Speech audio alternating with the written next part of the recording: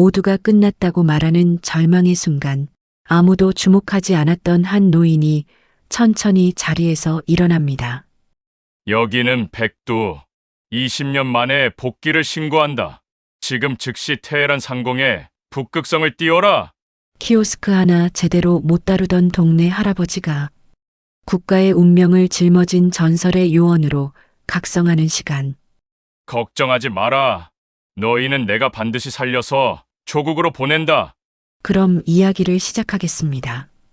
테헤란의 오후는 지독하리만큼 평화로운 열기에 쌓여 있습니다. 노천 카페의 낡은 차양 아래로 비껴드는 햇살이 박해도의 구부정한 어깨 위로 조용히 내려앉아 박해도는 코끝에 아슬아슬하게 걸친 돋보기 안경 너머로 현지 신문의 깨알 같은 글자들을 한 자씩 느릿하게 훑쳐 내려갑니다. 주변은 세계 각국에서 모여든 관광객들의 들뜬 수다와 바쁘게 발걸음을 옮기는 현지인들의 소음으로 가득 차 있군요.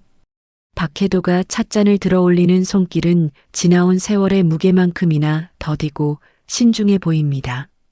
찻잔 옆에 덩그러니 놓인 구형 폴더폰은 최신형 스마트폰을 든 젊은이들 사이에서 유독 이질적인 존재감을 드러냅니다. 이곳의 뜨거운 공기는 박해도에게 낯설지 않은 고향의 냄새와도 같습니다. 수십 년 전 이름도 없이 빛도 없이 이 땅의 먼지를 마시며 국가의 안위를 지키던 시절의 기억이 찻잔 속의 일렁임에 스쳐 지나가죠.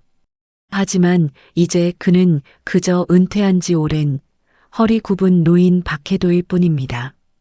그의 곁을 지나가는 누구도 이 남자가 한때 한 나라의 운명을 짊어졌던 블랙 요원이었음을 짐작조차 하지 못합니다.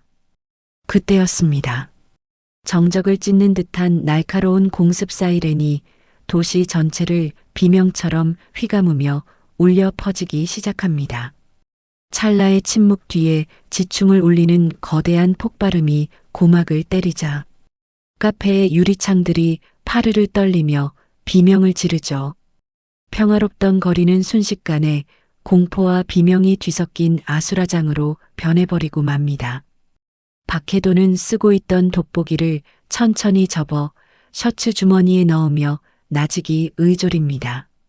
바람의 방향이 바뀌었으니 테헤란의 공기가 차가워질 것이라는 혼잣말은 먼지 바람에 덧없이 흩어집니다. 사람들은 사방으로 흩어지며 서로를 밀치고 아우성을 치며 도망가기에 바쁩니다. 박해도는 당황하여 뛰쳐나가는 군중들 사이에서 홀로 미동도 없이 자리를 지키고 서 있습니다. 주머니에서 하얀 손수건을 꺼내 안경알을 닦는 박해도의 눈빛은 조금 전이 인자함을 지우고 차갑게 가라앉아 있죠. 멀리서 피어오르는 검은 연기의 높이와 색깔을 살피며 폭발의 지점을 본능적으로 가늠하는 모습입니다. 이것은 단순한 사고가 아니라 조직적인 공격임을 요원의 감각이 말해주고 있었습니다. 폭발의 연기는 정확히 주요 정부 청사와 통신 거점을 향해 솟구치고 있었죠. 겁에 질린 배낭여행객 청년들이 박해도의 탁자를 치고 지나가는 바람에 찻잔이 바닥으로 떨어져 박살이 납니다. 깨진 사기 그릇 조각을 내려다보는 박해도의 미간에 깊은 주름이 잡히며 팽팽한 긴장감이 감돕니다. 호텔 보안 요원들이 들이닥쳐 투숙객들을 억세게 밀어붙이며 지하 대피소로 강제 안내하기 시작합니다.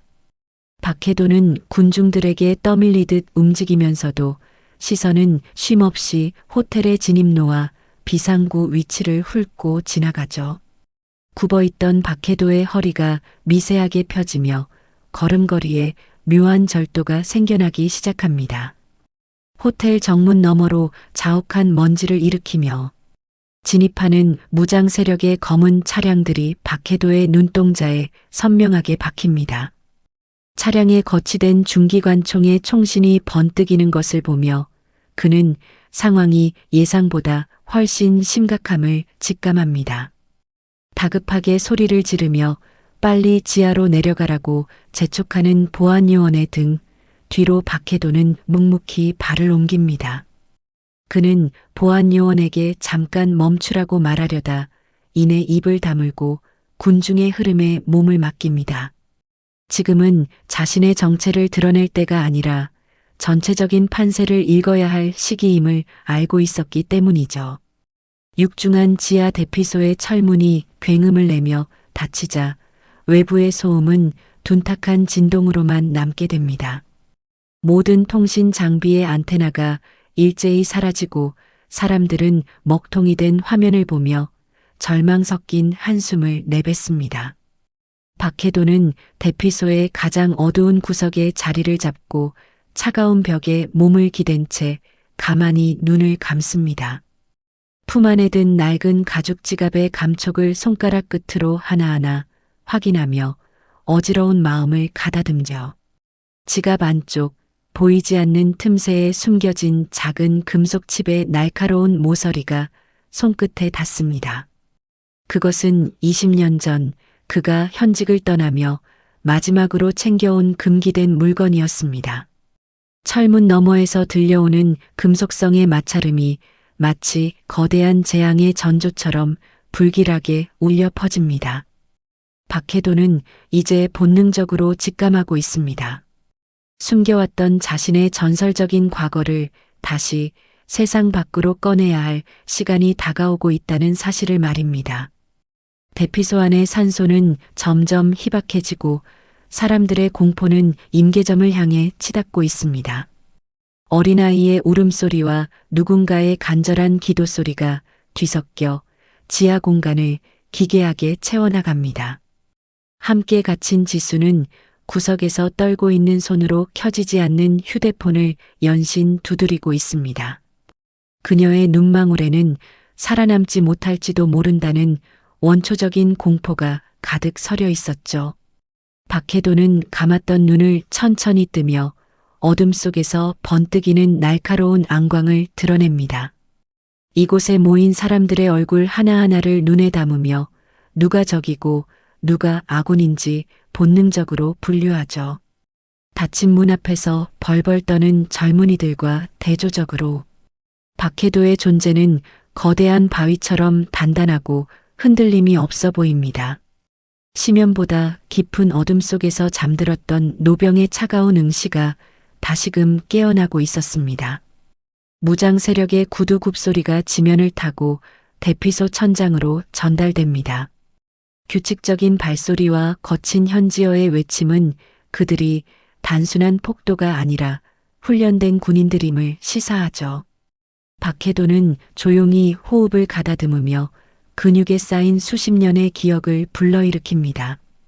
관절 마디마디가 삐걱거리며 통증을 보내오지만 그의 정신은 그 어느 때보다 명료하게 깨어납니다.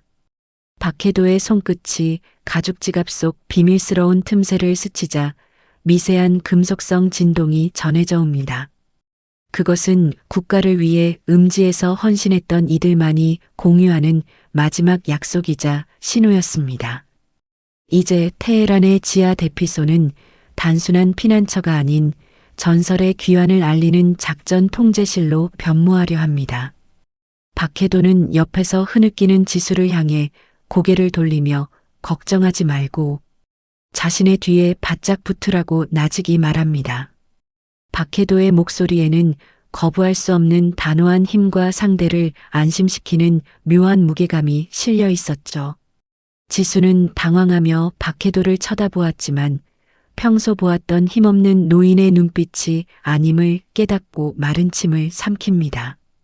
그녀는 무언가에 홀린 듯 박해도의 낡은 코트 자락을 생명줄처럼 움켜쥐었습니다. 박해도는 조용히 상체를 세우며 앞으로 닥쳐올 거대한 폭풍우를 맞이할 준비를 마칩니다. 철문 밖에서 용접기의 불꽃이 튀어오르기 시작하고 어둠뿐이던 대피소에 붉은 안광이 스며듭니다. 그 불빛 아래 비친 박해도의 옆얼굴은 이미 평범한 노인이 아닌 적의 심장을 꿰뚫는 사자의 형상을 하고 있었습니다. 전쟁의 시작은 비극이었으나 그 전쟁의 끝을 맺으리는 바로 여기 가장 낮은 곳에 숨죽이고 있던 노병이었습니다. 박해도는 바닥에 뒹구는 빈 깡통 하나를 발로 가볍게 차서 위치를 조정하며 전투의 거리를 계산하죠. 지하 대피소의 차가운 공기는 이제 숨막히는 살기로 가득 차오르고 있었습니다. 박해도는 다시 한번 자신의 낡은 지갑을 만지며 마음속으로 조용히 작전의 시작을 선언합니다. 백두가 깨어났으니 이제 적들에게는 자비란 없을 것입니다. 테헤란의 지하시설은 유독 습기가 많고 곰팡이 냄새가 진동했습니다. 벽을 타고 흐르는 지하수의 물방울 소리가 정적을 깰 때마다 사람들은 소스라치게 놀라며 몸을 움츠리죠. 박해도는 그 규칙적인 물방울 소리를 이용해 적들이 문을 부수기까지 남은 시간을 계산해 나갑니다. 그의 머릿속에서는 이미 수만 가지의 탈출 시나리오가 데이터베이스처럼 빠르게 교차하고 있었습니다. 과거 국정원 지하 훈련장에서 받았던 모의 고립 훈련의 기억들이 생생한 감각으로 되살아나죠. 신체의 노화는 피할 수 없었지만 수십 년간 갈고 닦은 직관과 경험은 여전히 날카로운 칼날처럼 빛나고 있었습니다. 지수는 박해도의 손등에 붉어진 굵은 힘줄을 보며 묘한 안도감을 느끼는 자신에게 놀랍니다. 그녀에게 이 남자는 그저 돌봐드려야 할 노인이었으나 지금 이 순간만큼은 세상에서 가장 견고한 방패처럼 느껴집니다. 박해도는 주변에 흩어진 물건들을 살피며 즉석에서 무기로 활용할 수 있는 것들을 눈으로 선별합니다. 버려진 소화기, 식당용 쟁반, 부러진 의자 다리조차 박해도의 손에 들리면 치명적인 살상 도구가 될 것이죠. 적들의 용접 불꽃이 이제 철문을 거의 다 녹여가고 있습니다. 철판이 뒤틀리며 내는 괴기스러운 소음이 대피소 안의 비명소리를 집어삼킵니다. 박해도는 지수에게 눈을 감고 귀를 막으라고 나직이 일러두며 몸을 더 낮게 웅크리죠.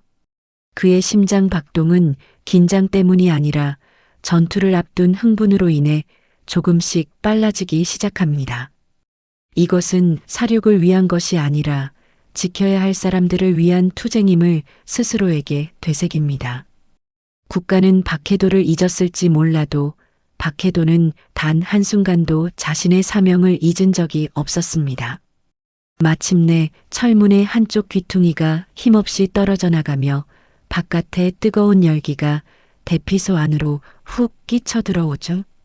그 열기 속에는 화약 냄새와 피 냄새, 그리고 침략자들의 오만한 웃음소리가 섞여 있었습니다. 박해도는 이제 마지막으로 깊은 숨을 들이마시며 잠들었던 전설의 눈을 완전히 뜹니다. 지금부터 벌어지는 일은 역사에 기록되지 않겠지만 살아남은 이들의 기억 속에는 영원히 전설로 남을 것입니다.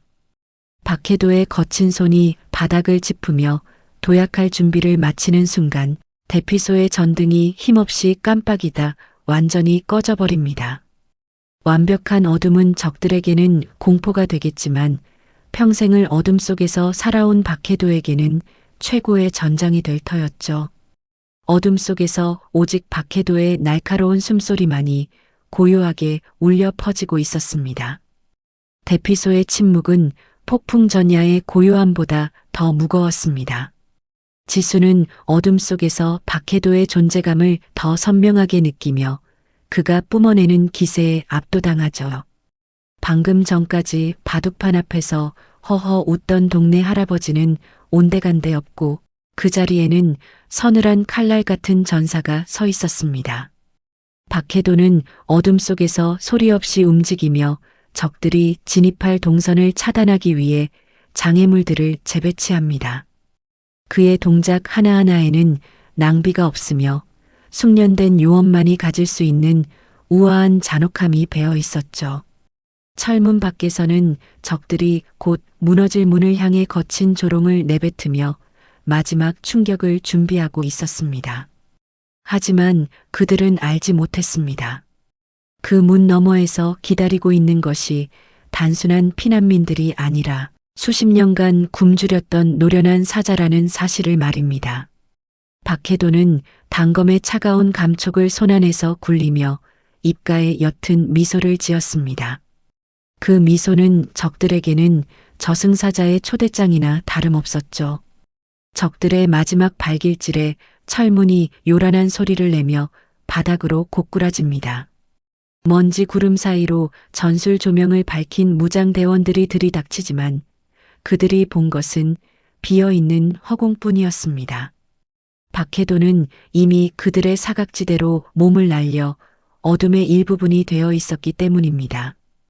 공포에 질린 지수의 비명소리가 대피소 안을 가득 채울 때 박해도의 첫 번째 공격이 시작되죠. 소리 없는 죽음이 적들의 목덜미를 스쳐 지나가고 가장 앞에 섰던 괴한이 이유도 모른 채 바닥으로 쓰러집니다. 이제부터 시작될 참혹한 사투는 박해도라는 이름의 전설이 다시 쓰여지는 첫 번째 문장이 될 것입니다. 그는 자신의 나라와 자신의 명예와 그리고 곁에 있는 약한 이들을 위해 다시 한번 피를 묻힐 준비가 되었습니다. 노병은 결코 죽지 않으며 다만 필요할 때 다시 깨어날 뿐이라는 진리를 몸소 증명해 보일 참이었죠. 박해도의 그림자가 적들의 조명빛을 가르며 날카롭게 춤을 추기 시작합니다. 그것은 죽음의 무도이자 동시에 생명을 향한 마지막 귀환의 몸짓이었습니다. 테헤란의 지하실은 이제 전설의 부활을 알리는 장엄한 무대가 되어가고 있었죠. 박해도는 자신의 전성기보다 더 날카로운 감각으로 적들의 숨통을 조여나갑니다. 이것이 바로 박해도라는 남자가 살아온 방식이자 그가 죽음을 맞이할 때까지 지켜낼 신념이었습니다. 어둠 속에서 그의 눈은 그 어느 때보다 밝게 빛나며 승리를 확신하고 있습니다. 지하 대피소의 육중한 철문이 닫힌 뒤 찾아온 정적은 오히려 지독한 공포를 불러일으킵니다. 좁고 습한 공간에 갇힌 20여 명의 교민과 관광객은 서로의 거친 숨소리를 들으며 떨고 있죠. 벽면을 타고 흐르는 희미한 전등 불빛은 금방이라도 꺼질 듯 위태롭게 깜빡거립니다. 박해도는 대피소 가장 안쪽 차가운 콘크리트 벽에 등을 기대고 조용히 앉아 있습니다. 그는 서두르지 않고 지붕 위에서 들려오는 진동과 소음의 파동을 몸으로 느낍니다. 멀리서 들리는 폭발음의 잔향을 통해 적들이 호텔 정문을 넘어 로비까지 진입했음을 직감하죠. 신입 주재원 김지수는 바닥에 주저앉아 신호가 잡히지 않는 스마트폰을 연신 두드리고 있습니다. 그녀의 하얗게 질린 얼굴에는 금방이라도 터질 것 같은 울음이 맺혀 있군요. 이때 중견기업 간부인 최 부장이 불안을 참지 못하고 자리에서 일어나 호텔 직원에게 고함을 칩니다. 대사관은 도대체 무얼 하고 있느냐며 우리를 여기서 죽게 내버려 둘 셈이냐고 윽박지르죠. 그의 목소리가 좁은 대피소 안을 날카롭게 핥히자 사람들의 공포심은 더욱 걷잡을 수 없이 번져나갑니다. 박해도는 소란스러운 소음 속에서도 평정심을 유지하며 눈을 감습니다. 그는 최 부장의 비명이 아닌 철문 너머 복도에서 들려오는 미세한 구두굽 소리에 집중하죠. 그것은 일반적인 민간인의 발걸음이 아니라 일정한 간격과 무게를 둔 훈련된 자들의 발소리입니다. 외부에서 다시 한번 강력한 총성이 울리자 대피소 안은 비명과 울음소리로 아수라장이 되고 맙니다. 박해도는 이제 때가 되었음을 느끼고 천천히 눈을 뜨며 주변 상황을 다시 한번 살핍니다. 최 부장은 화풀이 대상을 찾듯 구석에 조용히 앉아 있는 박해도에게 다가와 시비를 겁니다. 나이 먹고 무기력하게 앉아만 있으면 다냐며 노인네가 뭐라도 나서서 길을 찾아보라고 소리를 지르죠. 박해도는 대꾸하는 대신 최 부장의 눈을 가만히 그러나 서늘하게 응시합니다. 그 찰나의 눈빛에 담긴 압도적인 위압감에 최 부장은 자신도 모르게 뒷걸음질을 치며 입을 다뭅니다. 박해도의 눈은 이미 평범한 은퇴 노인의 것이 아닌 사선을 넘나들던 사냥꾼의 눈으로 변해 있었죠. 그 순간 호텔 주방 보조인 현지인 청년이 공포를 이기지 못하고 뒷문을 향해 달려나갑니다. 청년은 무장 세력이 들어오기 전에 탈출해야 한다며 미친 듯이 문고리를 잡아당깁니다. 박해도는 전성기 시절의 몸놀림을 기억해내며 순식간에 청년의 앞을 막아섭니다. 그는 청년의 어깨를 강하게 눌러 자리에 앉히고 낮은 목소리로 지금 나가면 죽는다고 경고하죠. 박해도의 손등에 솟은 굵은 힘줄과 단호한 손길에 청년은 넋을 잃은 채 바닥에 주저앉습니다. 문틈 사이로 새어나오는 화약 냄새와 뜨거운 공기가 대피소 내부를 서서히 잠식해 들어옵니다.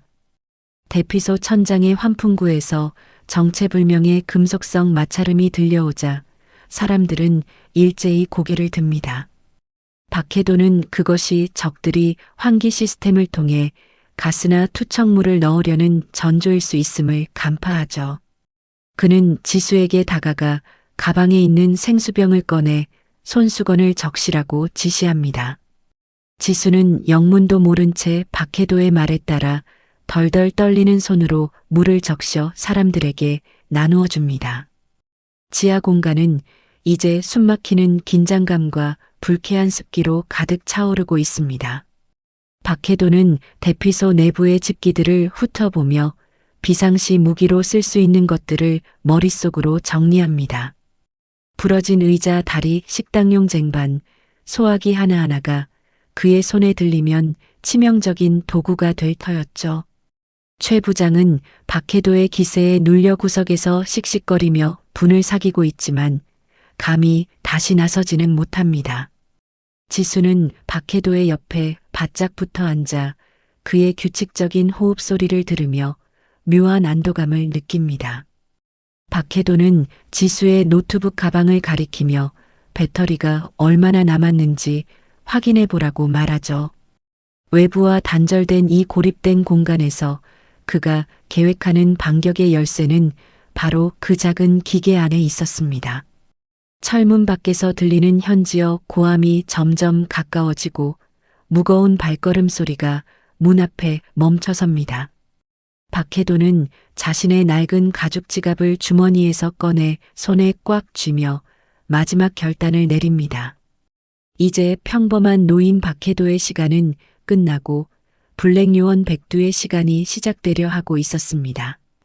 박해도는 대피소 내의 젊은 남성들에게 낮은 목소리로 지시를 내리기 시작합니다. 싸울 수 있는 사람들은 소화기를 들고 문 옆 사각지대에 매복하라고 단호하게 명령하죠. 그의 말투는 권위적이지 않았으나 죽음의 문턱에서 뿜어나오는 절대적인 신뢰감을 줍니다. 사람들은 홀린 듯 노병의 지시에 따라 각자의 위치에서 숨을 죽이며 문 쪽을 바라봅니다. 박해도는 스스로 문 정면에 서서 적들이 들어왔을 때 가장 먼저 시선을 끌 미끼 역할을 자처하죠. 그의 구부정했던 허리는 이제 찾아볼 수 없을 만큼 꼿꼿하게 펴져 강인한 기운을 내뿜습니다. 철문 너머에서 용접기 불꽃이 튀어오르기 시작하자 대피소 안은 다시금 짧은 비명으로 가득 찹니다.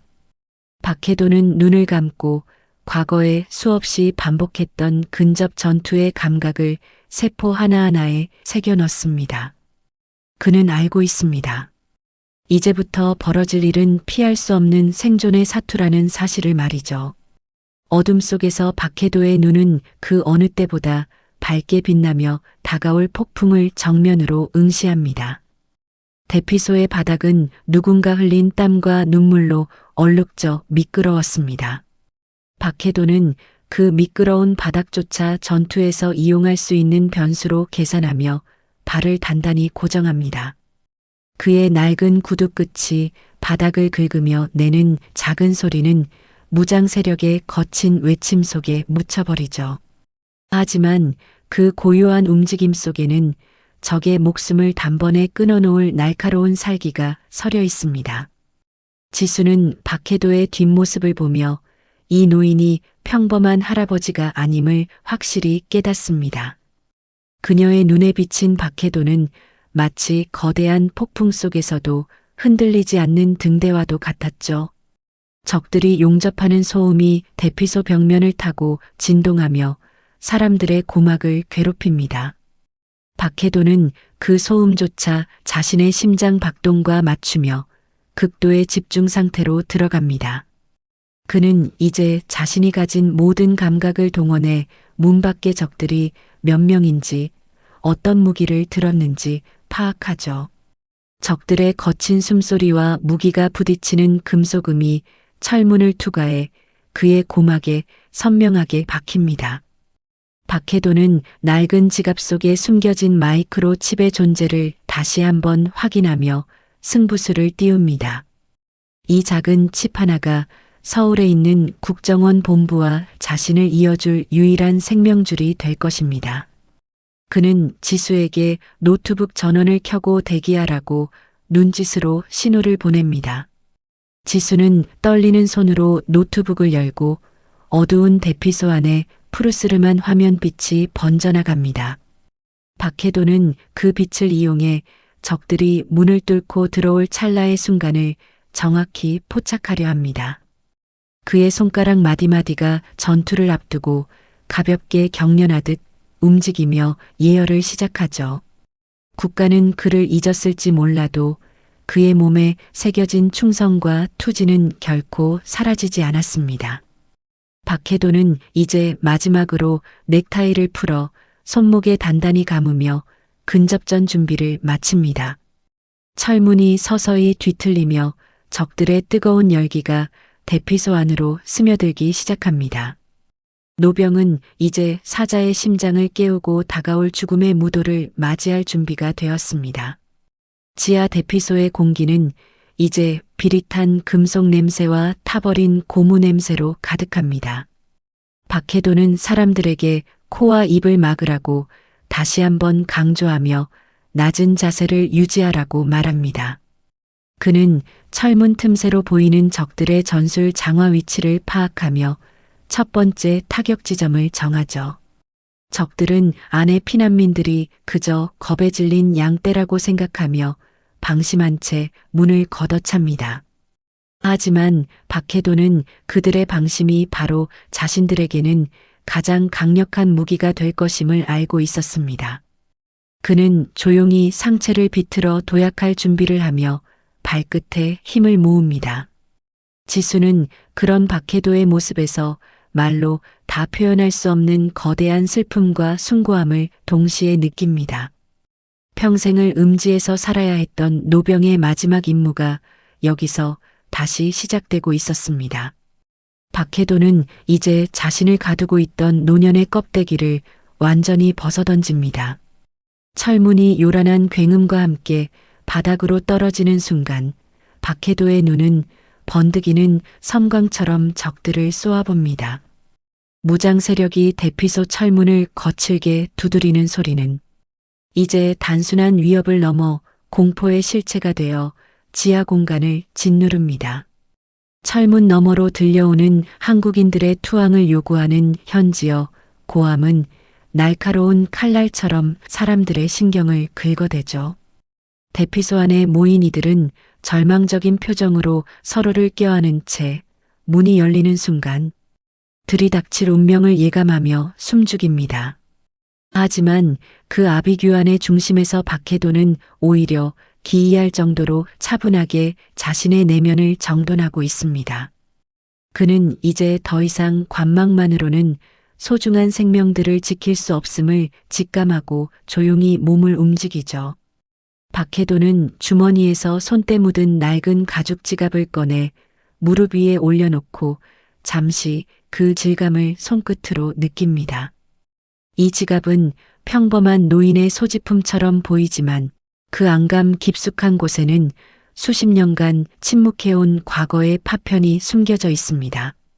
박해도는 흔들림 없는 손길로 지갑의 이음새 부분을 손톱으로 정교하게 뜯어내기 시작하죠.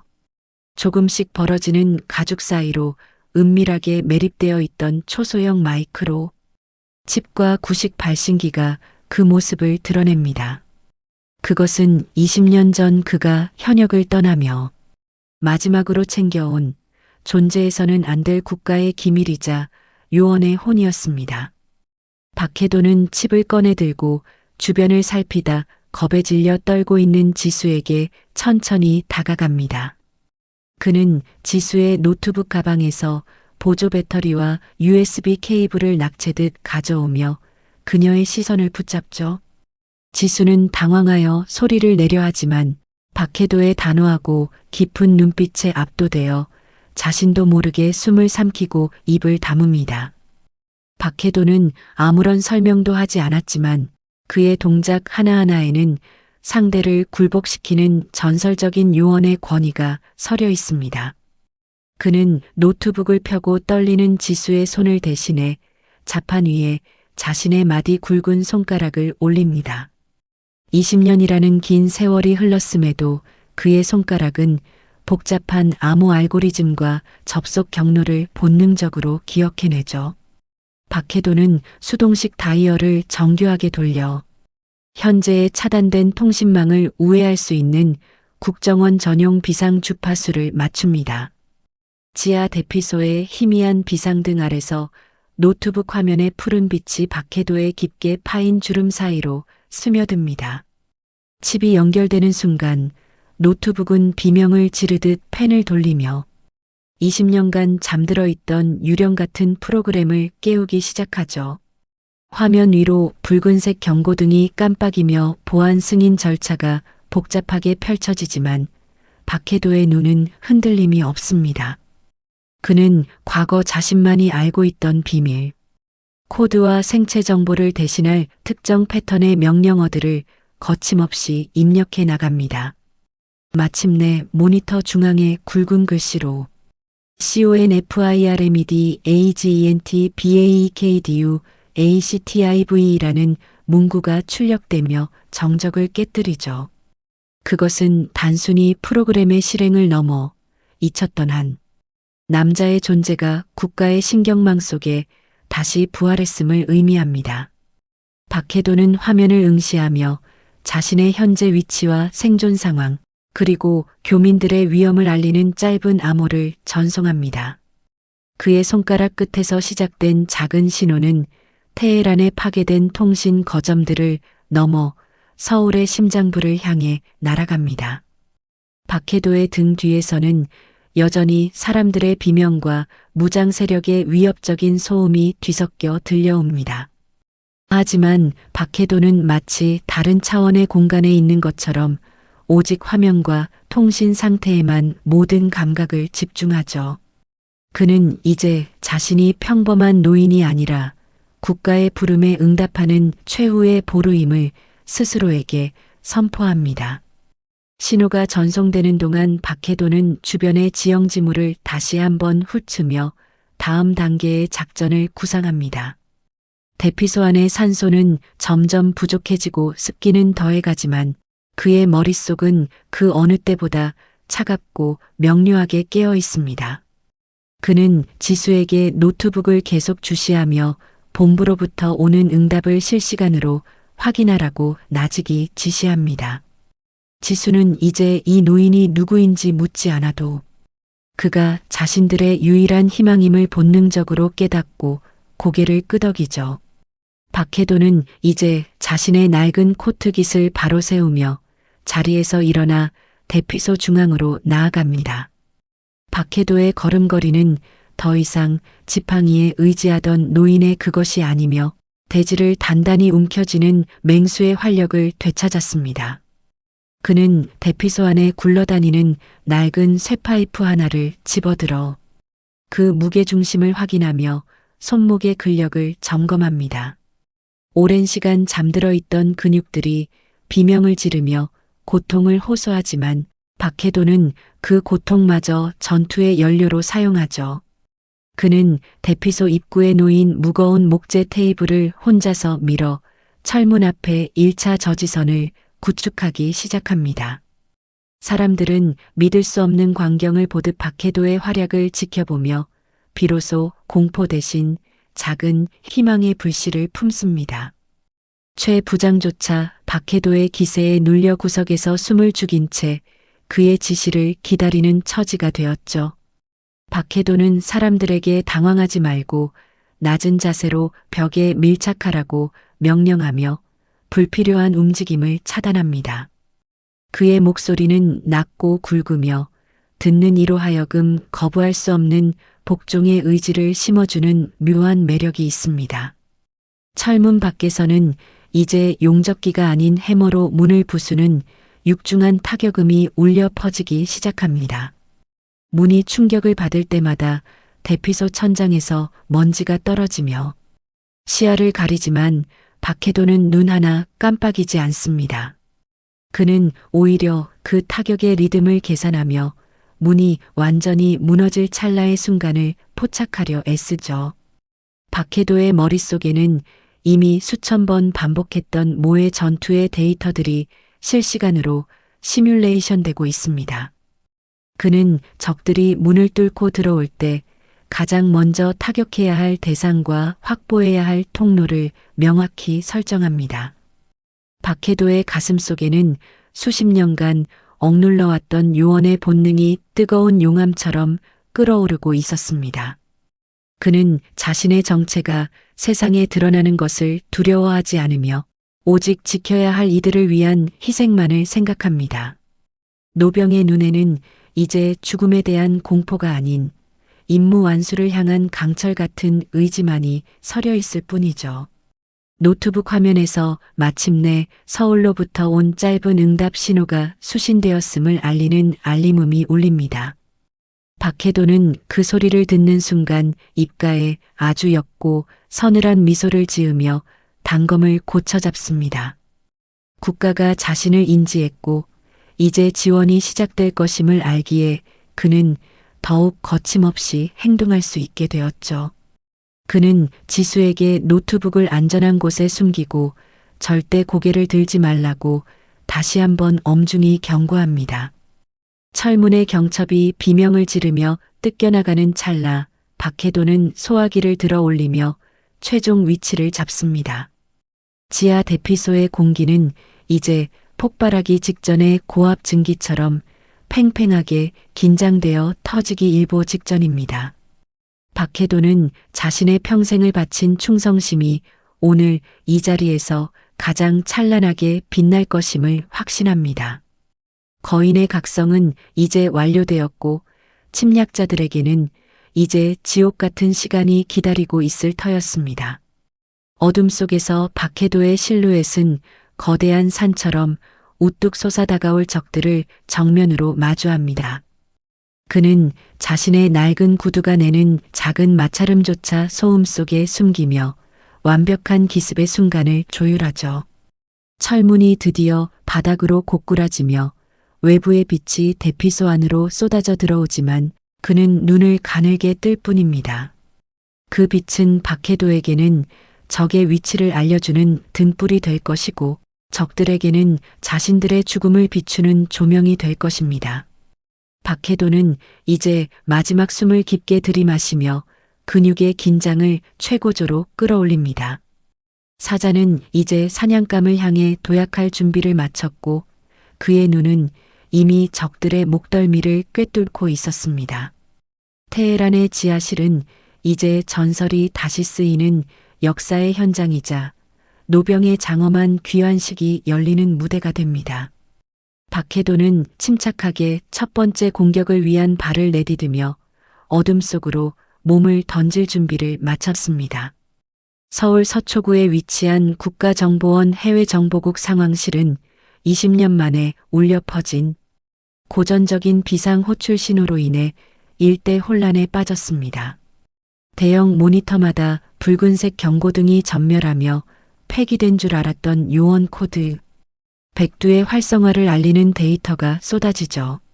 상황실 요원들은 자신의 눈을 의심하며 자판을 두드리고 해외정보팀을 이끄는 강 팀장은 믿을 수 없는 광경의 자리에 서벌떡 일어납니다. 강 팀장은 신입 시절 전설처럼 전해 내려오던 선배 요원 박해도의 이름을 떠올리며 마른 침을 삼킵니다. 상부의 정식 승인 절차를 기다리기엔 테헤란의 정세가 너무나 급박했기에 강 팀장은 즉각 독단적인 지원 체계 가동을 지시하죠. 그는 테헤란 인근에 가용 가능한 모든 첩보 위성과 안전 가옥 데이터를 호출하며 백두와의 교신 통로를 확보하려 애씁니다. 화면 너머로 전송되는 박해도의 짧고 간결한 암호 신호는 그가 여전히 살아있으며 현장을 통제하고 있음을 증명하고 있었습니다. 같은 시각 테헤란 호텔 지하 대피소의 박해도는 노트북에 희미한 푸른 빛을 받으며 본부의 응답을 기다립니다. 마침내 모니터 구석의 수신 확인을 의미하는 녹색 점이 깜빡이자 박해도의 입가에 짧은 안도의 기색이 스쳐 지나가죠. 본부는 현재 테헤란 외곽에 위치한 비밀 헬기, 착륙장의 좌표와 인근 무장 세력의 이동 경로가 담긴 지도를 전송합니다. 박해도는 화면에 뜨는 복잡한 등고선과 지형 지물을 단숨에 암기하며 머릿속으로 최적의 탈출 경로를 그려나갑니다.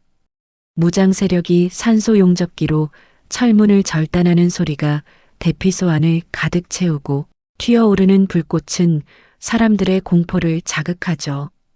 박해도는 이제 시간이 얼마 남지 않았음을 직감하고 곁에 있던 지수에게 노트북을 넘기며 작전 지시를 내립니다. 지금부터 이 화면에서 눈을 떼지 마라. 본부에서 오는 신호가 끊기면 우리 생명줄도 끊기는 거다. 박해도의 목소리는 평온하지만 그 안에는 굴령과도 같은 엄격함이 서려 있어 지수는 홀린 듯 고개를 끄덕입니다. 그는 대피소 내에 젊은 남성 3명을 지목하여 근처에 굴러다니는 소화기와 주방에서 챙겨온 식칼을 쥐어줍니다. 평소라면 위험한 물건이라며 만류했을 이들이지만 박해도의 눈빛에서 뿜어나오는 기세에 눌려 군말 없이 무기를 듭니다. 박해도는 사람들에게 신발끈을 단단히 묶고 불필요한 짐은 모두 버리라고 단호하게 명령하며 탈출 준비를 서두르죠.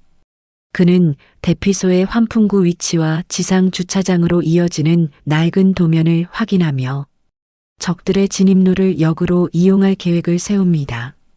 철문이 반쯤 뜯겨나가며 적들의 총구가 틈새로 모습을 드러내자 사람들은 비명을 지르며 구석으로 몰립니다.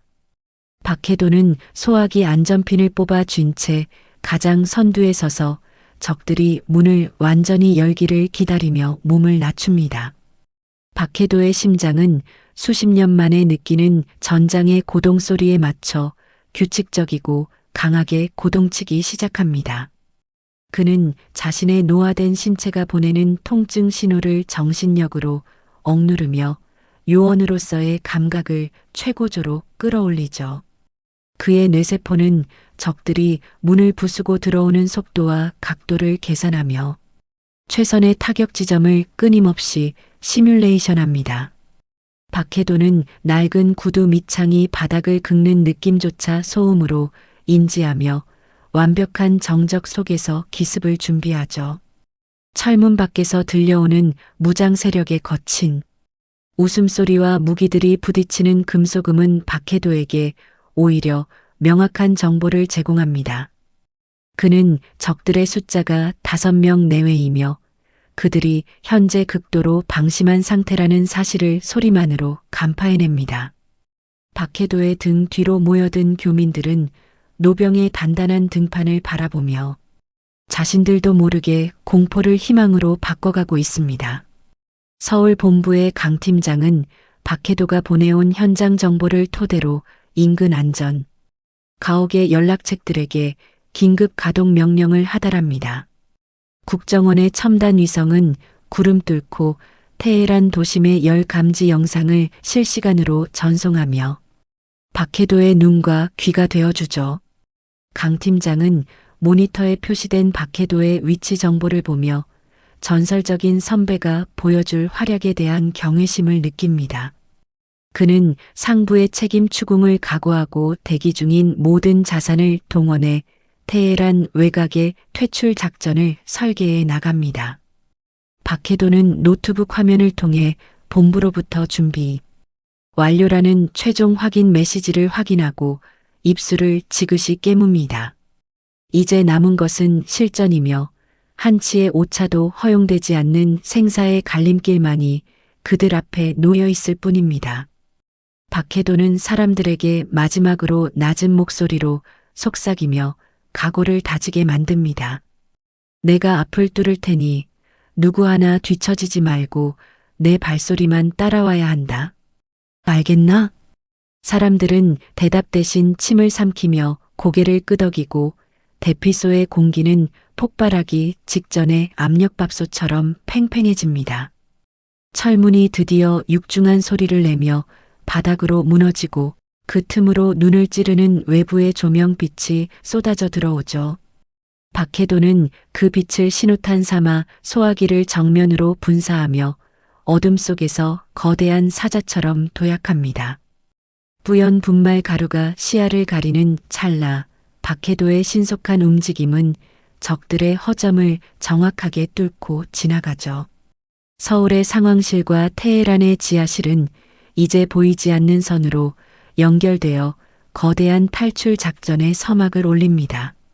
노병 박해도의 사전에 포기란 없으며 이제 그는 국가가 맡긴 마지막 임무를 완수하기 위해 사지로 몸을 던집니다. 그의 낡은 코트 자락이 바람을 가르며 휘날릴 때 교민들은 비로소 절망의 구렁텅이에서 벗어나 빛을 향한 첫 발을 내딛습니다.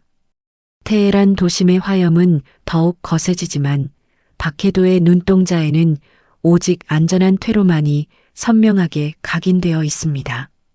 그는 자신의 뼈가 삐걱거리는 고통을 느낄 때마다 과거 요원선설을 하던 젊은 날의 자신을 떠올리며 의지를 다지죠. 박해도는 소화기 통을 집어 던져 적의 머리를 가격하고 떨어진 총기를 낙채듯 확보하며 완벽한 전사로 거듭납니다. 그는 지수와 교민들을 향해 손짓하며 지상 주차장 계단을 향해 달려가기 시작하고 그 뒤로 총성이 빗발칩니다. 하지만 박해도의 신들린 듯한 엄호 사격과 전술적 위치 선정은 적들이 감히 접근하지 못하도록 벽을 만듭니다. 서울 본부에서는 박해도의 실시간 이동 경로가 지도 위에 궤적으로 그려지며 상황실 요원들의 가슴을 뜨겁게 달굽니다. 강 팀장은 전광판을 응시하며 떨리는 목소리로 선배 요원의 무사 귀환을 기원하는 기도를 올리죠. 박해도는 이제 호텔 건물의 차가운 콘크리트 복도를 지나 생존을 향한 거침없는 질주를 이어나갑니다. 그의 발걸음마다 서린 노련함과 결연함은 함께하는 이들에게 죽음의 공포를 이겨낼 용기를 불어넣고 있었습니다. 작전은 이제 시작일 뿐이며 박해도는 자신의 명예를 걸고 모두를 조국으로 돌려보내겠다는 맹세를 지키려 합니다. 어둠을 뚫고 빛을 향해 달리는 노병의 뒷모습은 그 자체로 하나의 장엄한 역사가 되어가고 있었습니다. 철문이 완전히 부서져 바닥에 굉음을 내며 떨어지는 그 찰나 박해도는 망설임 없이 소화기의 안전핀을 뽑아 정면을 향해 분사합니다. 뿌연 분말 가루가 좁은 복도와 대피소 입구를 가득 메우며 침입자들의 시야를 순식간에 차단해버리죠. 앞이 보이지 않아 당황한 무장괴한들이 거친 욕설을 내뱉으며 총구를 휘두를 때 박해도는 이미 어둠 속에서 거대한 사자처럼 도약합니다. 그는 가장 앞에 선 괴한의 손목을 전전술적으로 쳐서 총을 떨어뜨리게 만든 뒤 단숨에 그의 급소를 타격해 무력화시키죠. 박해도의 지시에 따라 뒤를 따르던 젊은 남성들은 공포를 억누르며 소화기 통을 휘둘러 시야가 가려진 적들에게 달려듭니다. 아수라장이 된 입구에서 박해도는 바닥에 떨어진 권총을 신속하게 낙채듯 확보하며 탄창의 잔탄을 본능적으로 확인하죠. 그는 적들의 다리를 향해 정확히 사격을 가해 추격 의지를 꺾어버리고 교민들을 향해 지상 주차장 계단으로 뛰라고 낮게 포효합니다. 교민들은 박해도의 고함에 정신을 차리고 낮은 자세로 연기가 자욱한 복도를 따라 주차장을 향해 필사적으로 달리기 시작하죠. 뒤늦게 상황을 파악한 적들의 추격조가 복도 끝에서 모습을 드러내며 무차별적인 총격을 가해오기 시작합니다. 박해도는 엄폐물 뒤로 몸을 숨긴 채 단 한 발의 낭비도 없는 정밀 사격으로 적들의 접근을 완벽하게 차단하죠. 총성이 복도를 울릴 때마다 지수는 귀를 막고 비명을 지르지만 박해도는 그녀의 어깨를 잡아 끌며 앞을 향해 나아갑니다. 지하 주차장 입구에 도달했을 때 그녀가 총소리에 놀라 발을 헛디뎌 넘어지자 박해도는 지체 없이 달려가 그녀를 품에 안습니다. 박해도는 자신의 노화된 무릎이 비명을 지르는 고통을 무시한 채 지수를 가볍게 들어올려 대기 중인 대형 버스 안으로 밀어넣죠. 운전대를 잡은 호텔 직원이 사색이 되어 시동을 걸려 애쓰는 동안 박해도는 버스 문 옆에 서서 몰려오는 적들을 향해 최후의 방어선을 구축합니다. 버스 엔진이 요란한 소리를 내며 드디어 깨어나자 박해도는 버스 뒷유리를 총구로 깨뜨려 시야를 확보한 뒤 탑승합니다. 주차장 입구로 들이닥치는 무장 세력의 차량을 향해 그는 위협 사격을 가하며 버스가 탈출할 시간을 벌어주죠. 버스가 타이어 마찰음을 내며 지하 주차장 경사로를 타고 지상으로 돌진할 때 박해도의 눈은 이미 다음 전장을 응시하고 있습니다. 그는 지수에게 노트북을 다시 켜서 본부로부터 오는 실시간 도심 지도를 확인하라고 지시하며 거친 숨을 몰아쉽니다. 박해도의 낡은 셔츠는 이미 적들의 혈흔과 화약가루로 얼룩졌지만 그의 눈빛은 그 어느 때보다 투명하게 빛나고 있죠.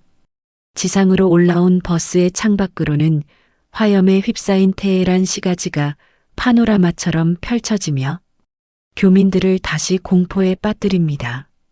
하지만 박해도는 흔들리는 버스 안에서도 중심을 잃지 않고 서서 적들의 추격이 예상되는 지점들을 하나하나 체크해 나가죠. 그는 자신의 떨리는 손을 진정시키기 위해 주먹을 꽉 쥐었다 펴며 요원 시절 익혔던 호흡법으로 심박수를 조절합니다.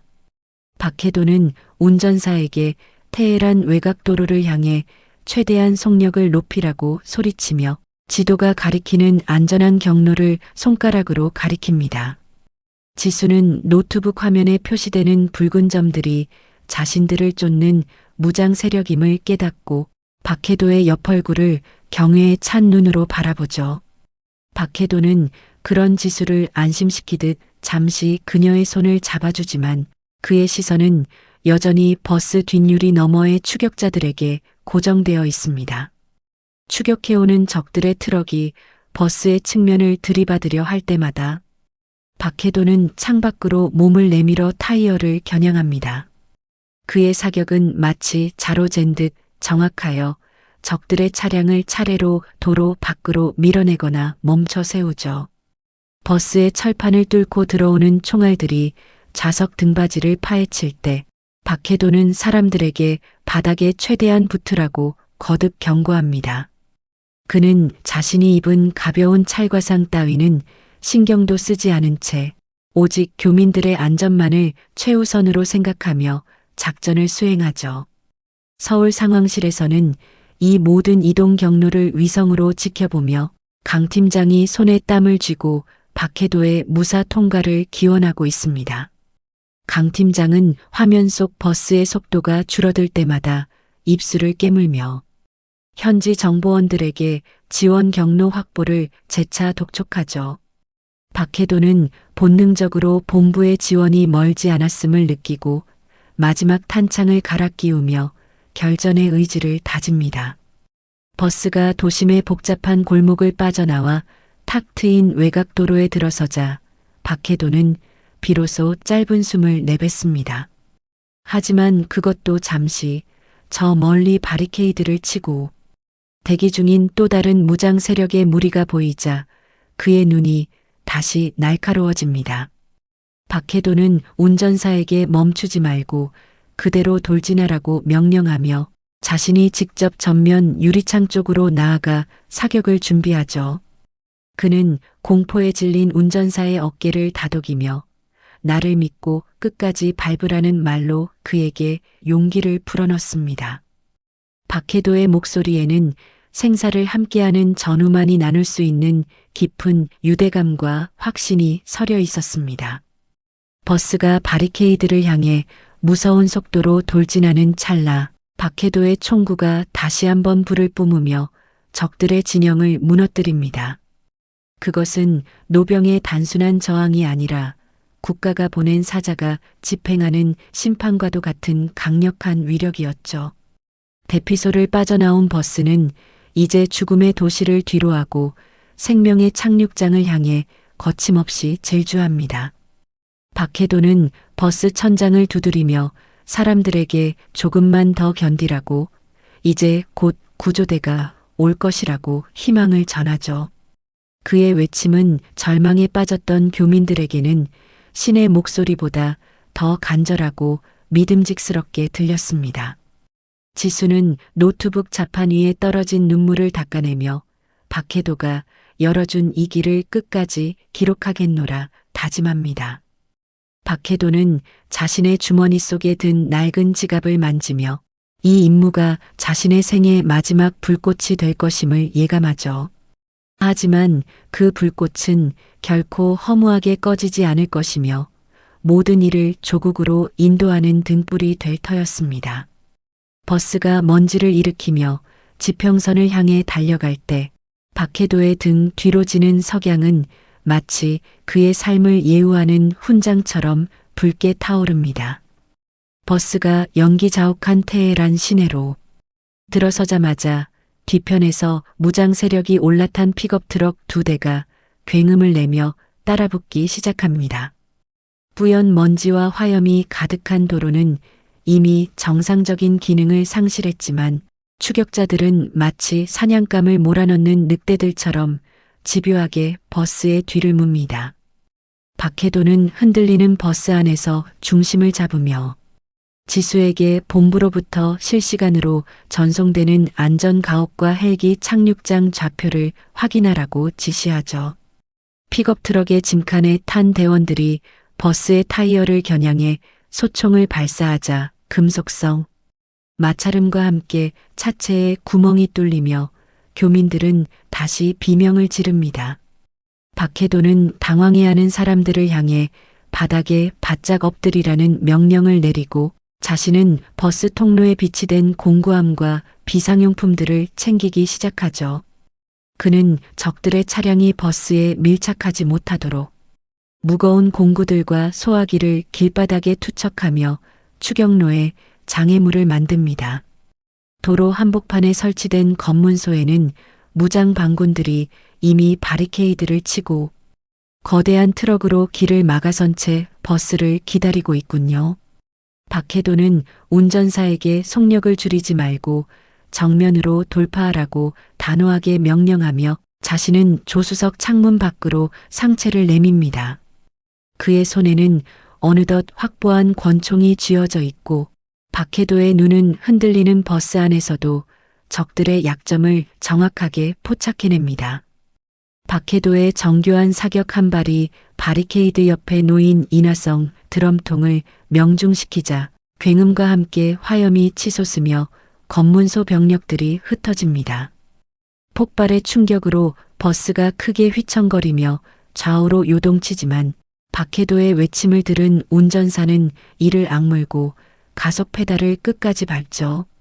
검문소를 통과하는 찰나의 순간 뒤를 쫓던 픽업 트럭 한 대가 폭발 파편에 맞아 통제력을 잃고 가로등을 들이받으며 멈춰섭니다. 박해도는 사이드 미러를 통해 남은 한 대의 추격. 차량이 여전히 총구를 겨누며 다가오는 것을 응시하며 침착하게 탄창을 교체하죠. 도심 외곽으로 빠져나가는 길목은 파괴된 차량과 건물 잔해로 가득하지만 박해도의 머릿속 지도는 본부의 위성 정보와 결합하여 최적의 경로를 찾아냅니다. 지수는 떨리는 손으로 노트북을 붙잡고 박해도에게 다음 교차로에서 우회전해야 한다는 신호를 보내며 자신의 두려움을 책임감으로 승화시키려 애씁니다. 박해도는 그런 지수를 잠시 바라보며 잘하고 있다는 짧은 격려를 건네고 다시 추격자들과의 거리를 재며 최후의 일격을 준비하죠. 테헤란에 저물어가는 태양은 지평선을 붉게 물들이며 도심의 화염과 뒤섞여 기괴하고도 장엄한 분위기를 연출합니다. 버스가 낡은 고가도로 위를 질주할 때 박해도는 차체가 흔들리는 리듬에 맞춰 자신의 호흡을 가다듬으며 사격의 타이밍을 조율하죠. 그의 낡은 셔츠는 이미 땀과 화약가루로 젖어 몸에 달라붙었지만 박해도의 신경은 오히려 전성기 시절보다 더 날카롭게 벼려져 있습니다. 그는 적들의 차량이 버스의 왼쪽 측면으로 따라붙는 순간 깨진 유리창 사이로 팔을 뻗어 트럭의 앞바퀴를 정확히 타격합니다. 타이어가 터지는 소음과 함께 추격 차량이 도로 위를 미끄러지며 중심을 잃지만 적들은 끈질기게 버스 뒷문을 향해 총격을 퍼붓죠. 박해도는 사람들에게 끝까지 머리를 들지 말라고 경고하며 자신이 직접 버스 뒷좌석으로 이동해 추격 차량의 운전석을 겨냥합니다. 노병의 손은 세월의 풍파를 겪어 투박하고 거칠어졌으나 총을 쥐는 그 순간만큼은 세상에서 가장 정밀한 기계처럼 작동합니다. 박해도는 버스가 요철을 지나는 반동을 역으로 이용하여 공중에 뜬 찰나의 순간에 방아쇠를 당겨 추격 요원을 무력화시킵니다. 적의 차량이 가드레일을 들이받으며 멀어지는 것을 확인한 뒤에야 박해도는 비로소 버스 바닥에 앉아 거친 숨을 몰아쉬죠. 그의 폐부는 차가운 도심의 매연과 화약 냄새로 가득 차 고통을 호소하지만 박해도는 멈추지 않고 다시 사람들의 상태를 살핍니다. 지수는 노트북 화면에 표시된 붉은 점들이 사라지는 것을 보고 안도의 한숨을 내쉬며 박해도에게 다가와 그의 부상 부위를 확인하려 합니다. 박해도는 가벼운 찰과상일 뿐이라며 지수를 안심시키고 이제 거의 다 왔으니 마음을 단단히 먹으라고 나직하게 일러주죠. 버스는 이제 테헤란의 혼란스러운 중심가를 벗어나 황량한 먼지, 바람이 부는 외곽의 미개척 도로로 접어들기 시작합니다. 박해도는 본부에서 보내온 좌표를 확인하며 헬기 착륙 지점까지 남은 거리와 시간을 계산하고 주변의 지형지물을 경계합니다. 그는 적들의 또 다른 매복이 있을 수 있음을 염려하며 운전사에게 전조등을 끄고 엔진의 회전수를 조절하여 소음을 최소화하라고 지시하죠. 어둠이 내려앉기 시작한 테헤란 외곽의 풍경은 마치 거대한 무덤처럼 고요하지만 박해도의 요원다운 본능은 그 정적 속에 숨겨진 살기를 감지합니다. 그는 지수에게 노트북의 밝기를 최소한으로 줄이라고 말하고 자신은 버스 입구에 서서 단검의 날을 다시 한번 점검하죠. 박해도의 심장은 수십 년 만에 느끼는 이 긴장감을 오히려 반기듯 규칙적이고 강인한 박동을 멈추지 않습니다. 그는 자신의 조국과 교민들을 지키기 위해 바친 한평생의 헌신이 오늘 이 황량한 이국의 도로 위에서 결실을 맺으리라 확신합니다. 상황실의 강 팀장은 위성 카메라를 통해 멀어지는 추격 차량들을 확인하고 박해도의 버스가 안전구역에 진입했음을 선포하며 안도의 눈물을 닦습니다. 하지만 그는 여전히 마음을 놓지 않고 착륙 지점에 대기 중인 구조 헬기 요원들에게 박해도의 인상착의를 다시 한번 강조하며 최우선 보호를 명령하죠. 박해도는 버스의 진동을 느끼며 창밖의 지평선을 바라보고 그곳에서 자신을 기다릴 헬기의 프로펠러 소리를 상상합니다.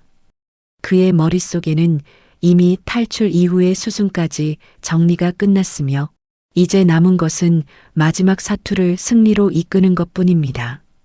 박해도는 자신의 낡은 지갑 속 가족 사진을 잠시 떠올리며 반드시 살아서 돌아가 평범한 할아버지로 남겠다는 작은 소망을 품어봅니다.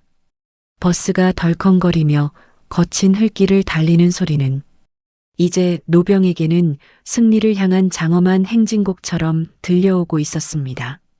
작전은 이제 최후의 단계를 향해 치닫고 있으며 박해도는 모두를 위해 기꺼이 자신의 마지막 불꽃을 태울 준비가 되어 있습니다. 지옥 같은 도심을 빠져나온 버스가 거친 흙먼지를 일으키며 멈춰선 곳은 테헤란 외곽의 황량한 폐창고 인근이었습니다. 계속되는 추격전 끝에 버스의 엔진은 비명을 지르며 멈췄고 연료계는 바닥을 가리킨 채 다시는 살아날 기미를 보이지 않죠. 박해도는 당황하는 운전사를 진정시키며 지수와 교민들을 데리고 착륙 지점 근처의 낡은 창고 안으로 신속하게 유도합니다. 이미 등 뒤로는 마지막까지 끈질기게 따라붙은 추격조의 트럭들이 먼지 구름을 일으키며 창고 주위를 포위하기 시작하죠. 박해도는 창고의 틈새로 적들의 위치를 파악하며 자신이 가진 마지막 탄창의 무게를 가늠하고 입술을 지그시 깨뭅니다. 적들은 이제 자신들의 승리를 확신한 듯 창고를 향해 소총을 난사하며 서서히 포위망을 좁혀오고 있었습니다. 교민 중 한 명이 파편에 맞아 신음하며 쓰러지자 창고 안은 다시금 비명과 혼란으로 가득 차오릅니다. 박해도는 지수에게 다가가 부상자의 상태를 확인하게 한 뒤 응급처치 방법을 지시하며 시간을 벌기 위해 창고 밖으로 나갈 결심을 하죠. 그는 자신의 낡은 코트 자락을 고쳐 잡으며 지수에게 어떤 일이 있어도 헬기가 올 때까지 밖으로 나오지 말라고 엄중히 당황하지 말 것을 당부합니다.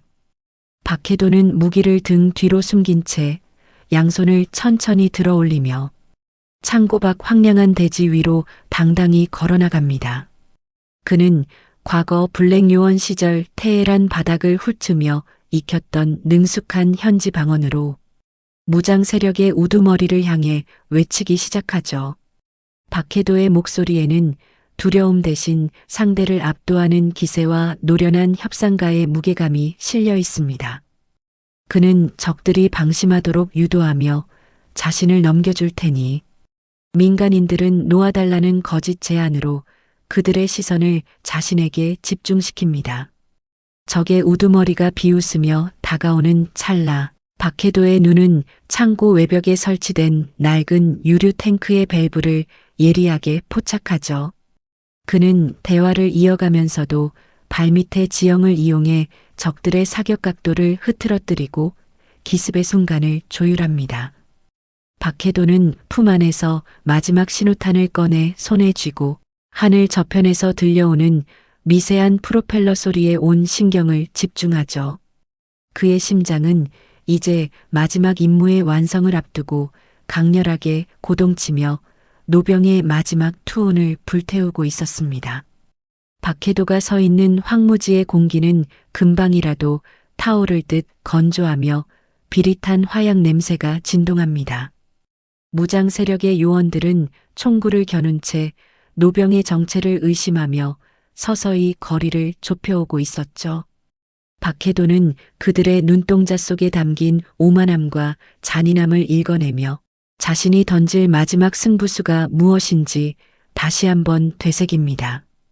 그는 적의 우두머리가 자신의 턱 밑까지 총구를 들이밀었을 때 번개 같은 동작으로 몸을 돌려 유류 탱크를 향해 방아쇠를 당깁니다. 굉음과 함께 터져나온 거대한 화염 장벽이 박해도와 무장 세력 사이를 가로막으며 순식간에 아수라장을 만듭니다. 불길이 치솟는 틈을 타 박해도는 지면을 구르며 엄폐물 뒤로 몸을 숨기고 품고 있던 신호탄을 하늘을 향해 높게 쏘아 올리죠. 붉은 섬광이 테헤란의 어두워진 하늘을 가르며 타오를 때 저 멀리 구름 뚫고 나타난 국정원 구조 헬기의 웅장한 엔진음이 대지를 뒤흔듭니다. 헬기 하부에 장착된 탐조등이 창고 앞마당을 비추자 당황한 무장 세력은 쏟아지는 기관총 세례에 혼비백산하며 뒤로 물러납니다. 박해도는 화염 속에서 다시 창고 안으로 뛰어들어가 지수와 교민들을 안전한 착륙 지점으로 빠르게 유도하기 시작하죠. 헬기에서 레페를 타고 내려온 검은 복장의 특수 요원들이 박해도를 발견하고 전술 대응을 갖추며 엄호 사격을 가합니다. 박해도는 부상당한 교민을 직접 업고 헬기를 향해 달리는 젊은 남성들의 뒤를 지키며 끝까지 총구를 놓지 않습니다. 그는 자신의 폐가 타오르는 고통을 느끼면서도 한 사람의 낙오자도 생기지 않도록 앞장서서 길을 엽니다. 지수는 헬기의 거센 바람 속에서도 박해도의 손을 놓지 않으려 애쓰며 이 장엄한 구출의 순간을 가슴 깊이 새기죠. 모든 교민이 헬기 내부로 무사히 옮겨지고 박해도가 마지막으로 기내에 발을 올리는 순간 헬기는 고도를 높입니다. 기내 안으로 쏟아지는 시원한 공기와 함께 박해도는 비로소 피 묻은 권총을 바닥에 내려놓고 거친 숨을 내쉽니다. 멀어지는 테헤란의 불길과 도심의 잔해를 내려다보며 박해도는 비로소 자신이 짊어졌던 20년의 짐이 내려앉는 것을 느낍니다. 기내에 함께 탄 국정원 요원들은 전설적인 선배 박해도를 경외의 눈빛으로 바라보며 조용히 그의 상처를 살핍니다. 지수는 박해도의 옆에 앉아 그의 떨리는 손을 두 손으로 꼭 잡으며 말없이 눈물을 흘리고 있었죠. 박해도는 그런 지수의 머리를 투박한 손으로 쓰다듬으며 이제 정말로 다 끝났으니 안심하라고 나직하게 속삭입니다. 그의 목소리는 갈라지고 힘이 없었으나 그 안에 담긴 생명의 무게는 그 어떤 웅변보다 강력하게 울려 퍼집니다. 헬기가 구름 위로 솟구쳐 오르자 창밖으로는 이제 전쟁의 참화 대신 평온한 밤하늘의 별빛이 펼쳐지기 시작합니다. 박해도는 눈을 감고 자신이 지켜낸 사람들의 숨소리를 들으며 비로소 요원이 아닌 평범한 인간으로 돌아가는 의식을 치르죠. 그는 자신의 가죽 지갑 속에 담긴 칩이 이제 쓸모 없어졌음을 알고 그것을 꺼내 창밖의 허공으로 조용히 던져버립니다.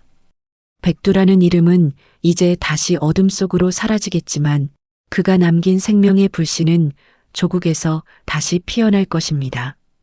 헬기 안의 공기는 안도감과 피로감이 뒤섞여 묘한 정적에 휩싸여 흐르고 있었습니다. 박해도는 자신의 어깨에 기대어 잠든 지수를 보며 자신이 지켜온 평화가 바로 이 아이들의 미래여야 한다고 생각합니다. 국가는 때로 요원을 잊을지 몰라도 요원은 결코 자신의 의무를 잊어서는 안 된다는 신념이 그를 다시 미소 짓게 하죠. 그는 이제 긴 여정의 끝에서 조국이 자신을 기다리고 있음을 느끼며 비로소 짧은 휴식을 취하기 위해 눈을 감습니다. 노병의 거친 손은 여전히 훈장처럼 남은 상처들로 가득하지만 그 마음만큼은 세상 그 누구보다 평온한 상태였습니다. 박해도의 마지막 귀환은 이제 완성을 향해 가고 있으며 그는 자신의 명예로운 마침표를 찍을 준비를 마쳤습니다.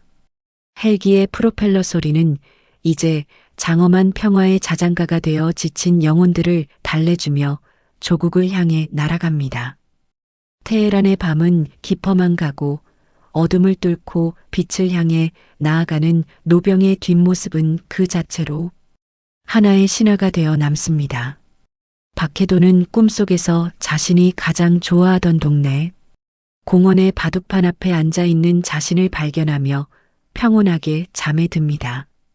인천국제공항 입국장의 자동문이 열리자마자 터져나오는 환호성과 카메라, 플래시 세례는 테헤란의 매캐한 화약 연기와 극명한 대비를 이룹니다. 무사히 귀국한 교민들은 마중 나온 가족들과 뒤엉켜 오열하며 생환의 기쁨을 나누고 공항은 순식간에 눈물과 안도의 전시장으로 변하죠. 신입 주재원이었던 지수와 기업 간부 최 부장은 수많은 취재진에 둘러싸여 자신들을 사지에서 구해낸 정체불명의 노인에 대해 흥분 섞인 증언을 쏟아냅니다. 하지만 정작 그 영웅적 서사의 주인공인 박해도는 소란스러운 인파를 피해 낡은 모자를 깊게 눌러쓰고 조용히 공항 외곽으로 발걸음을 옮깁니다. 그는 자신의 이름이 세상에 알려지는 것을 원치 않는 듯 굽은 등을 더 낮게 숙이고 군중 속에 자신의 존재를 완벽하게 지워버리죠. 공항 주차장 한적한 그늘 아래에서 검은색 세단 한 대가 조용히 박해도의 앞을 막아서며 멈춰섭니다. 차에서 내린 국정원 해외정보국 강 팀장은 아무런 말도 없이 박해도 앞에 서서 흐트러짐 없는 부동 자세로 거수 경례를 올립니다. 박해도는 그 경례가 자신에게 보내는 국가의 마지막 예우임을 알고 아주 희미하게 고개를 끄덕이며 화답을 대신하죠. 강 팀장은 준비해온 뒷수습 서류와 보상에 관한 봉투를 내밀지만 박해도는 그것을 가볍게 밀어내며 버스 정류장을 향해 묵묵히 걸어갑니다. 박해도가 탄 마을버스는 해질녘의 조용한 동네 어귀에 그를 내려놓고 그는 평소와 다름없는 느릿한 걸음으로 집을 향합니다. 그의 낡은 가죽 지갑 안에는 테헤란의 흙먼지 대신 다시 평범한 지폐 몇 장과 손주들의 빛바랜 사진들이 제자리를 찾았습니다. 며칠 뒤 동네 공원 벤치에는 다시금 평화로운 정적이 내려앉고 박해도는 이웃 노인과 바둑판을 사이에 둔 채 깊은 고심에 빠져 있군요. 그의 손에는 이제 권총이나 단검 대신 묵직한 바둑알이 들려 있으며 그의 눈은 적의 심장이 아닌 바둑판 위의 승부처를 응시합니다. 공원을 지나던 지수가 우연히 박해도를 발견하고는 소리를 지르며 달려와 그의 앞에 서서 허리를 숙여 진심 어린 감사를 전하죠. 박해도는 그저 허허 웃으며 지수에게 사람이 착각한 모양이라며 딱 잡아떼고는 다시 바둑판 위로 시선을 돌려버립니다. 지수는 그의 단호하지만 따뜻한 태도에서 그가 원치 않는 것이 무엇인지 깨닫고는 미소와 함께 다시 한번 깊게 목례를 하고 물러나죠. 박해도는 멀어지는 지수의 뒷모습을 보며 자신이 지켜낸 평화가 이토록 평범하고 눈부시다는 사실에 깊은 만족감을 느낍니다. 공원의 석양은 박해도의 깊게 패인 주름 사이사이를 황금빛으로 채우며 노병에 고단했던 삶을 위로하듯 따스하게 감싸 안습니다. 그는 바둑판 위의 형세를 살피며 인생이라는 거대한 판 위에서 자신이 놓았던 마지막 수가 결코 틀리지 않았음을 확신하죠. 박해도의 곁을 지나가는 아이들의 웃음소리와 강아지를 산책시키는 주민들의 모습은 그가 사지에서 그토록 갈망하던 풍경이었습니다.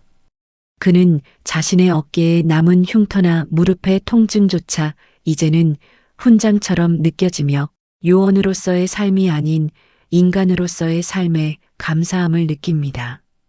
국가는 공식적으로 그를 기억하지 않겠지만 그는 자신이 지켜낸 이들의 가슴 속에 이름 없는 영웅으로 영원히 살아 숨쉴 것입니다.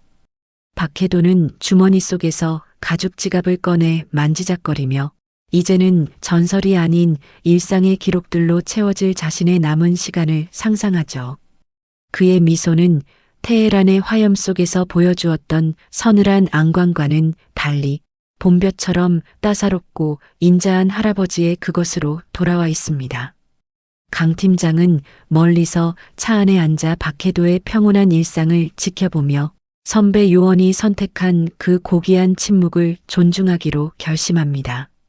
그는 정보국의 데이터베이스에서 백두라는 코드를 완전히 삭제하며 박해도라는 남자를 역사의 어둠 속에 영원히 묻어주기로 하죠. 그것이 평생을 음지에서 살아야 했던 요원에게 줄 수 있는 국가의 마지막 배려이자 최고의 예우라는 사실을 강 팀장은 잘 알고 있습니다. 박해도는 바둑알을 놓으며 이웃 노인에게 허허실실 농담을 건네고 승기를 잡은 듯 쾌재를 부르는 노인의 모습에 기꺼이 져주기도 합니다.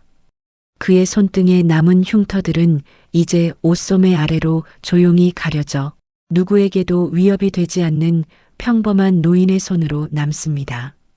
박해도는 문득 하늘을 올려다보며 테헤란의 밤하늘에 던져버렸던 마이크로칩을 떠올리고는 이제야 진정한 자유를 얻었음을 깨닫죠. 그의 가슴 속에는 더 이상 국가의 명령이나 작전의 무게가 아닌 오늘 저녁 창거리를 고민하는 소소한 즐거움이 자리 잡습니다. 지평선 너머로 해가 완전히 저물고 공원의 가로등이 하나둘 켜질 때 박해도는 바둑판을 정리하고 자리에서 일어납니다. 그는 낡은 모자를 다시 고쳐 쓰고 그림자가 길게 늘어진 산책로를 따라 집으로 향하는 평범한 귀갓길에 오릅니다. 박해도의 뒷모습은 이제 영웅의 장엄함보다는 세월을 이겨낸 어른의 묵직한 안정감을 풍기며 어둠 속으로 서서히 스며들죠. 그가 걸어가는 길마다 평화의 기운이 깃들고 그가 지켜낸 세상은 아무 일 없었다는 듯 다시금 내일의 태양을 기다립니다. 노병은 결코 죽지 않으며 다만 사라질 뿐이라는 말처럼 박해도는 자신의 전설을 뒤로하고 가장 빛나는 일상 속으로 사라져갑니다. 하지만 그가 남긴 헌신과 용기는 보이지 않는 곳에서 조국의 뿌리가 되어 또 다른 세대의 평화를 지탱하는 힘이 될 것입니다. 박해도는 대문을 열고 들어가며 자신을 반기는 가족들의 목소리에 비로소 세상에서 가장 행복한 미소를 짓습니다. 이것으로 박해도라는 남자의 긴 여행은 끝이 났고 그는 이제 영원히 우리 곁에 평범한 이웃으로 남게 되었습니다. 테헤란의 화염은 꺼졌고 서울의 밤은 고요하며 노병의 심장은 이제 사랑하는 이들의 온기 속에서 평온하게 박동합니다. 박해도는 잠들기 전 창밖의 별을 보며 자신이 평생을 바친 조국이 여전히 안전하다는 사실에 안도의 한숨을 내뱉습니다. 그는 자신의 낡은 구두를 가지런히 놓으며 내일은 오늘보다 더 평범한 하루가 되기를 마음속으로 간절히 기원하죠. 노병의 미소는 어둠 속에서도 은은하게 빛나며 그가 살아온 치열한 세월에 대한 가장 아름다운 마침표가 되어줍니다. 이제 전설은 끝났고 한 남자의 진정한 삶이 다시 시작되고 있었습니다. 박해도는 비로소 깊고 달콤한 잠에 빠져들며 전쟁의 악몽이 아닌 가족들과 함께하는 평화로운 꿈을 꾸기 시작합니다. 그의 삶은 그 자체로 하나의 시였고 그가 남긴 족적은 우리 시대의 진정한 어른이 가야 할 길을 묵묵히 비춰주고 있었습니다. 석양이 진 자리에는 이제 차분한 달빛이 내려앉아 평생을 국가를 위해 바친 노병의 안식을 축복하듯 비춰줍니다.